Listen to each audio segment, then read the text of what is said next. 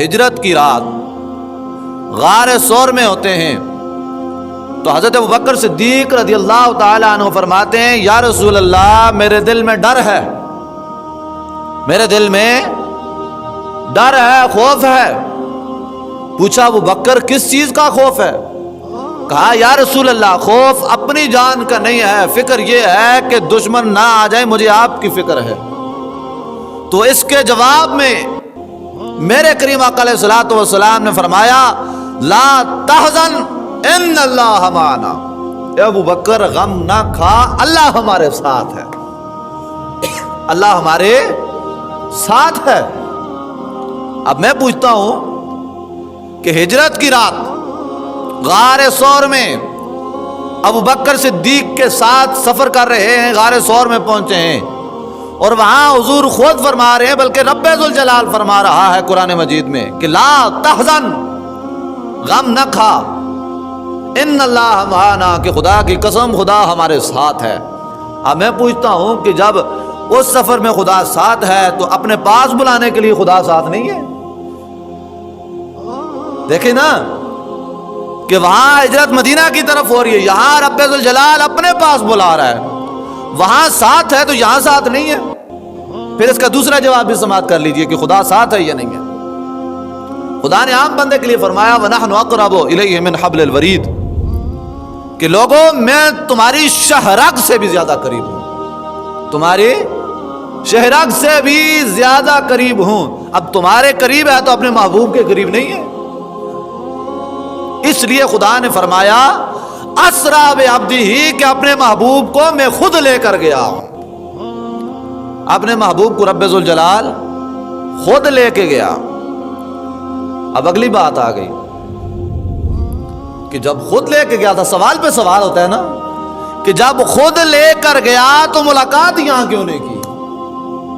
سمجھ آندی ہے تو بولو سبحان اللہ، کہ جب لے کر ہی خود جانا تھا، ملاقات مقصود تھی، خود لے کر گیا تو یہاں ملاقات کیوں نہیں کی؟ اس کا بیان رب ذوالجلال نے خود فرما دیا، خود فرما دیا، فرمایا اسرا بعبدہ لیلا من المسجد الحرام الی المسجد الاقصی، کہ میں اپنے محبوب بندے کو لے گیا، اور کب لے کے گیا؟ رات کے حصے میں۔ کب؟ رات کے حصے میں۔ اور جن اعتراض کرنے والوں کو یہ پتہ ہی نہیں ہے، خبر ہی نہیں ہے کہ ملاقات دن کو نہیں ہوتی، رات کو ہوا کرتی ہے۔ ملاقات کا وقت رات کا ہوتا ہے، کیوں؟ کہ ملاقات تنہائی میں کی جاتی ہے۔ کہاں کی جاتی ہے؟ تنہائی میں کی جاتی ہے۔ اب تمہارے کہنے کا کیا مقصد ہے کہ مشرکین مکہ میں بیٹھ کر ملاقات کرتا خدا؟ انہیں عرب میں بیٹھ کر ملاقات ہوتی؟ فرمایا نہیں محبوب، تجھے لے جاؤں گا اس دنیا سے، فرمایا نہ انسانیت ہوگی، نہ بشریت ہوگی، نہ نورانیت ہوگی، فرمایا محمد مصطفیٰ ہوگا، پھر محمد مصطفیٰ کا خدا ہوگا، خود خدا موجود ہوگا اور خدا کا محبوب محمد مصطفیٰ ہوگا، تب ملاقات ہوگی۔ اب میں ایک اور بات آپ کو بتاؤں کہ ملاقات کا وقت جو ہوتا ہے نا، یہ رات کا وقت ہوتا ہے، ملاقات کا وقت رات کا ہوتا ہے۔ اسی لیے عاشق لوگ جو اللہ کے عاشق ہوتے ہیں، اللہ کے محبوب کے عاشق ہوتے ہیں، وہ دن گزارتے ہیں بڑی مشکل سے، وہ رات کے انتظار میں ہوتے ہیں، رات کے انتظار میں ہوتے ہیں۔ کیوں؟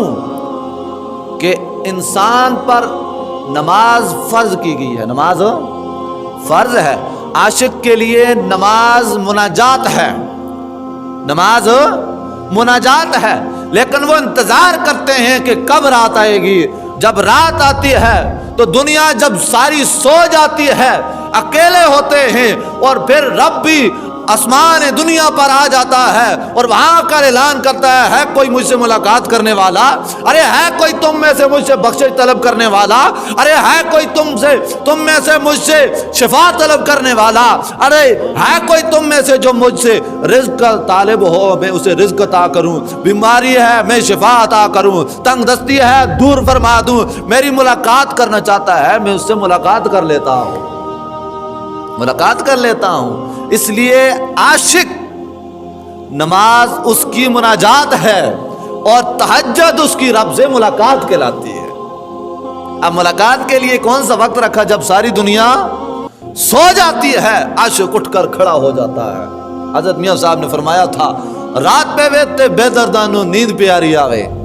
رات پہ ویتے بے دردانو نیند پیاری آوے اور درد مدانو یاد خدا دی ستیاں آن جگاوے. اللہ کی یاد میں آ کے وہ جاگ جاتے ہیں. بے درد جو ہوتا ہے جس میں درد ہی نہیں ہے وہ تو سویا پڑا رہے گا نا, وہ تو فجر میں بھی نہیں اٹھے گا. لیکن جو عاشق ہے اس کو درد جگا دیتا ہے. تو یہ رات کا حصہ رب نے ملاقات کے لیے رکھا اور اپنے محبوب کو پھر رات کے اس حصے میں لے کر چلا گیا. اب یہاں سے آگے نکلتا ہوں. مسجد الحرام الی المسجد الاقصی. مسجد حرام میں سے لے کر حضرت جبریل امین آئے اور انہوں نے آ کر دیکھا حضرت ام ہانی کے گھر میرے کریم آقا علیہ الصلوۃ والسلام آرام فرما رہے ہیں. جبریل علیہ السلام نے جگانا چاہا. آپ نے سن رکھا ہے کہ جبریل علیہ السلام نے پوچھا یا رب العالمین محبوب آرام کر رہا ہے, محبوب سو رہے ہیں, یا اللہ کیسے جگاؤں؟ آواز دے کر فرمایا نہیں, مقام ادب ہے, جبریل آواز نہیں دے سکتے. کہا یا رسول اللہ جگاؤں, یا رب العالمین جگاؤں کیسے؟ فرمایا جبریل یہ تیرے کافوری ہونٹ ہیں. محبت نال بولو سبحان اللہ. فرمایا تیرے کافوری ہونٹ ہیں. کافور ٹھنڈا ہوتا ہے. فرمایا یہ کافور کے ہونٹ جو تجھے دیے ہیں اسی دن کے لیے دیے تھے. محبوب کی پاؤں کی تلیوں کو بوسہ دے, محبوب اس کی ٹھنڈک سے جاگ جائے گا. اب جبریل نے میرے آقا علیہ الصلوۃ والسلام کی پاؤں کی تلیوں کو بوسہ دیا. محبوب علیہ الصلوۃ والسلام کو ٹھنڈک محسوس ہوئی. آپ بیدار ہوئے اور خدا کا حکم سنایا. محبوب کو براق پہ بٹھایا, ساتھ لے کر نکل گئے.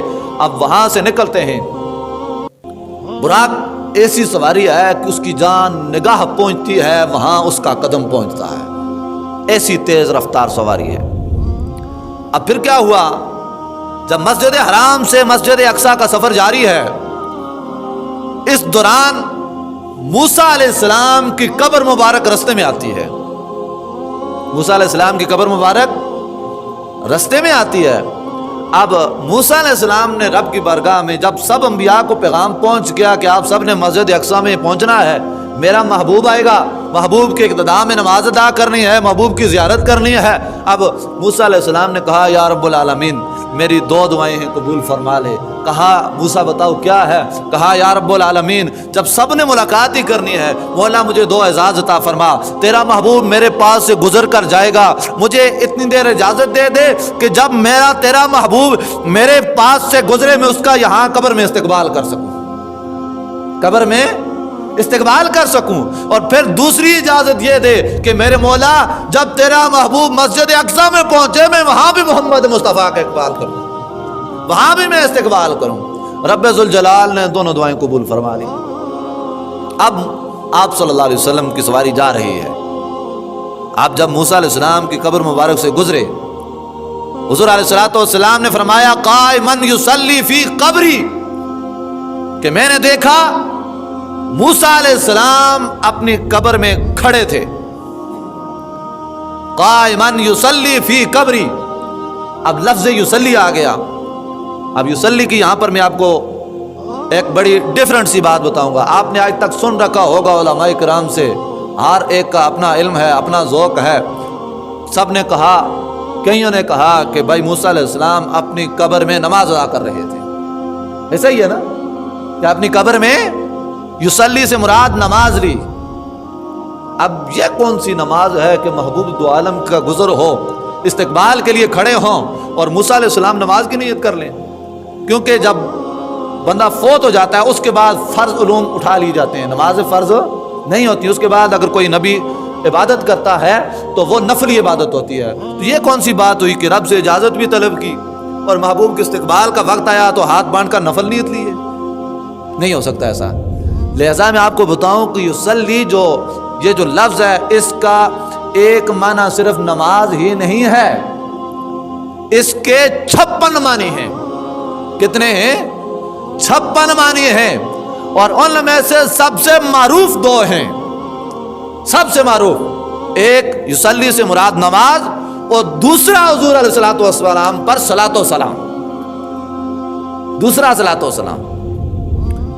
اب حقیقت یہ ہے کہ ہم نے معنی وہ لینا ہے کہ جو حضور کے اس سفر سے مشابہت رکھتا ہو، حضور کی اس گزر سے مشابہت رکھتا ہو، اور وہ ہمیں ملتا ہے۔ موسیٰ علیہ السلام نے رب سے التجا کی، میرے مولا استقبال کے لیے اجازت فرما، رب نے اجازت دی۔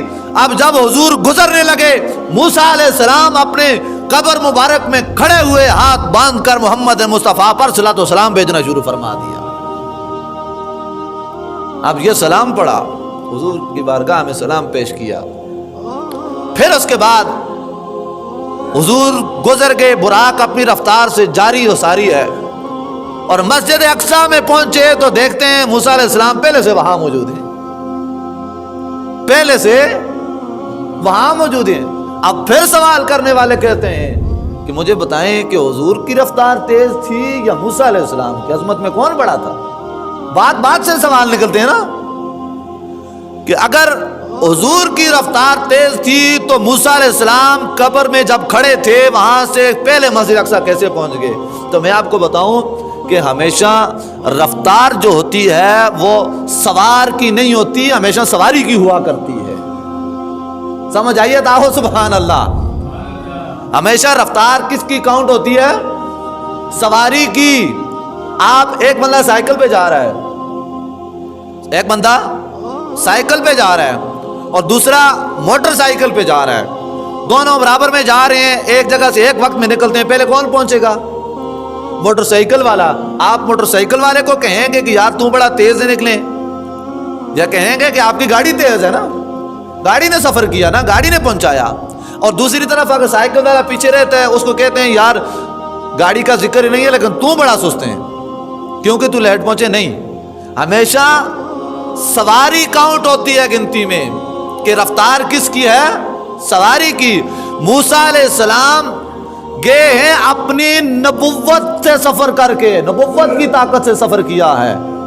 موسیٰ علیہ السلام نے نبوت کی طاقت سے سفر کیا، اس لیے پہلے پہنچے، اور حضور نے نبوت سے سفر نہیں کیا، حضور براق پہ بیٹھ کے سفر کر کے گئے، حضور براق کی رفتار سے گئے، وہاں گئے، وہاں پر استقبال ہوا، حضور نے نماز کی امامت فرمائی۔ جب سب صفوں میں کھڑے ہو گئے، حضور بھی صف میں کھڑے ہیں، میرے کملی والے نے دل میں سوچا کہ آج تو آدم و صفی اللہ جو سب کے باپ ہیں، آج وہ امامت کروائیں گے، جن کی بڑی عظمت ہے نا، سب سے پہلے نبی ہیں، اللہ کے پہلے انسان ہیں۔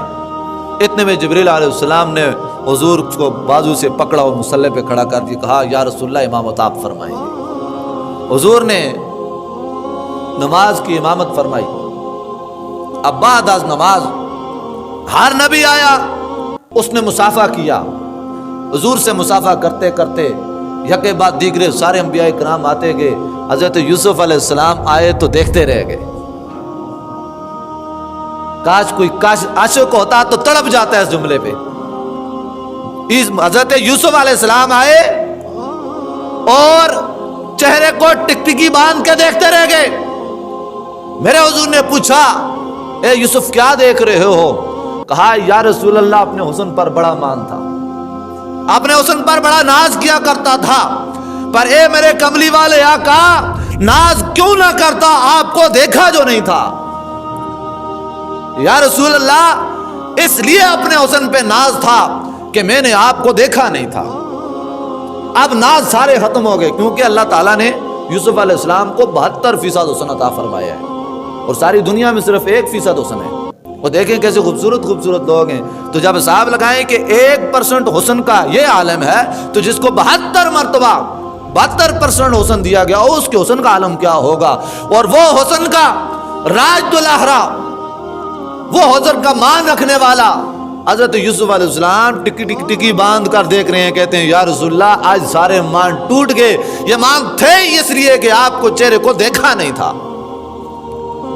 اللہ اکبر۔ پھر مسجد اقصیٰ سے آگے سفر شروع ہوتا ہے۔ 2 روایات آتی ہیں، ایک میں ہے کہ ایک نور کی سیڑھی آئی، حضور نے اس نور کی سیڑھی کے ذریعے آپ نے سفر کیا آسمان کی طرف۔ دوسری روایت میں آتا ہے کہ یہی براق لے کر سدرۃ المنتہا تک گئی۔ اب جب حضور یہاں سے نکلتے ہیں، ملائکہ رب کی بارگاہ میں عرض گزار ہوتے ہیں، میرے مولا تو نے مسجد اقصی میں تمام انبیاء کو جمع کیا اور حضور کی امامت میں اقتداء میں ان کو نماز کا شرف حاصل کیا، تو نے شرف دیا انہیں، اور پھر میرے مولا انہوں نے جی بھر کر حضور کی زیارت کی، میرے مولا ہمیں بھی زیارت کا موقع عطا فرما۔ اب رب ذوالجلال نے حکم دیا کہ سارے کے سارے فرشتے جو ہیں وہ سدرۃ المنتہا پر جمع ہو جائیں، محبوب کے حسن کی زیارت کرنی ہے۔ اللہ اکبر، ساری نورانی مخلوق سدرۃ المنتہا پر جمع ہو جاتی ہے۔ پھر فرشتوں نے سوال کیا، میرے مولا تو نے انبیاء کرام کو بڑا موقع دیا، انہوں نے اقتداء میں نماز پڑھی اور جی بھر کر حضور کی زیارت کی، میرے مولا یہاں سے تو براق گزر جائے گی، سواری گزر جائے گی، اور اس گزرنے میں ہمیں تو ایک جھلک دیکھنا نصیب ہوگی، یا رب العالمین ذرا موقع عطا فرما، تیرے محبوب کو جی بھر کر دیکھنا چاہتے ہیں، جی بھر کر دیکھنا چاہتے ہیں۔ اب رب ذوالجلال نے پھر کہا چلو تمہاری یہ دعا بھی قبول کر لیتے ہیں۔ رب ذوالجلال نے کہا کہ یہاں ہم سواری چینج کریں گے، یہاں سواری چینج کریں گے، اور سواری چینجنگ کے دوران فرمایا کہ تم محبوب کو جی بھر کر تک لینا۔ اب پھر کیا ہوا؟ پھر آگے دوسری سواری آئی، نورانی سواری۔ کون سی؟ نورانی سواری آئی، نورانی سواری آئی جس کا نام تھا، ایک نیلے کلر کا کوئی تخت تھا نورانی، جس کا نام تھا رف رف۔ کیا نام تھا؟ رف رف اس کا نام تھا۔ حضور اس پر بیٹھے اور بیٹھ کر وہ جو انوار و تجلیات کا مرکز تھا وہ تخت، تو اس پر بیٹھ کے اور وہ لے کر آپ کو آگے بڑھ گیا۔ اب میں آپ کو ایک اور بات بھی بتاؤں کہ اللہ تعالیٰ نے اپنے محبوب کو جو معراج کا معجزہ عطا فرمایا ہے، اس کے 3 حصے ہیں۔ کتنے حصے ہیں؟ 3 حصے۔ کون سے؟ کہ مسجد حرام سے مسجد اقصی تک یہ بشریت کی معراج تھی۔ کس کی؟ بشریت کی معراج تھی۔ یہاں انبیاء کو جمع کروا کے ان کو زیارت کروائی۔ پھر مسجد اقصی سے لے کر سدرۃ المنتہا تک یہ نورانی حصہ تھا۔ کون سا؟ نورانی حصہ تھا۔ یہاں پر تمام مخلوقات نورانیہ، نورانی مخلوق نے حضور کی زیارت فرمائی، اور پھر وہاں سے آگے حقیقت محمد مصطفیٰ کی معراج تھی۔ حقیقت محمد مصطفیٰ کی معراج ہوئی۔ آپ صلی اللہ علیہ وسلم وہاں اس تخت پر رف رف پر بیٹھے، وہاں سے آگے نکل گئے، آگے جا رہے ہیں۔ جاتے جاتے ایک مقام آیا رب العالمین کی طرف سے، وہاں پھر حکم ہوا کہ محبوب یہاں رک جاؤ۔ لامکاں آ گیا۔ لامکاں وہ جگہ ہے کہ جہاں نہ کوئی مکاں ہے اور نہ کوئی مکین ہے، وہاں سے آگے صرف اور صرف رب کے انوار و تجلیات ہیں۔ وہاں پر حکم دیا گیا اس تخت کو چھوڑ دیجئے۔ اب وہاں اس تخت سے اتر گئے۔ پھر آگے ایک اور نور کا ہالہ آیا، ایک نور کا ہالہ، نئی سواری آئی، نور کا ہالہ وہ آیا، اور کملی والے آقا فرماتے ہیں وہ نور کے ہالے نے مجھے اپنی اندر سمیٹ لیا، مجھے اپنے اندر سمیٹ لیا اور سمیٹ کر لے گیا آگے۔ فرماتے ہیں کہ سفر کرتے چلے گئے، آگے پہنچے تو رب العالمین کی طرف سے حکم آیا، اے میرے محبوب رک جاؤ، بس محبوب یہاں رک جاؤ۔ اب محبوب رک گئے، نور کا حالہ چھوڑ گیا۔ اب رب العالمین نے فرمایا، اے میرے محبوب یہ آپ کا مقام ہے، آپ مسجد حرام سے چلے مسجد اقصی تک، وہاں سے سدرۃ المنتہا تک، وہاں سے لامکاں تک پہنچائے ہیں۔ میرے محبوب اب یہاں سے آگے تم نہیں آؤ گے، بلکہ خود خدا آگے بڑھ کر تمہارا استقبال فرمائے گا۔ یہ مقام استقبال ہے۔ اب رب العالمین محبوب کا استقبال کر رہا ہے، رب ذوالجلال محبوب کا استقبال کر رہا ہے۔ محبوب کا استقبال کیا، محبوب کو لیا۔ اب پھر آگے میں آپ کو بڑی مزے کی بات بتاؤں، بات کو اختتام کی طرف لے کے چلتا ہوں کہ رب ذوالجلال نے وہاں پر اپنے محبوب علیہ الصلاۃ والسلام کو جب لیا اور پھر اس کے بعد قرآن کہتا ہے ثم دنا فتدلی، ثم دنا فتدلی کہ محبوب ثم دنا قریب ہو گئے۔ کتنے قریب ہوئے یہ انشاءاللہ آئندہ جمعۃ المبارک میں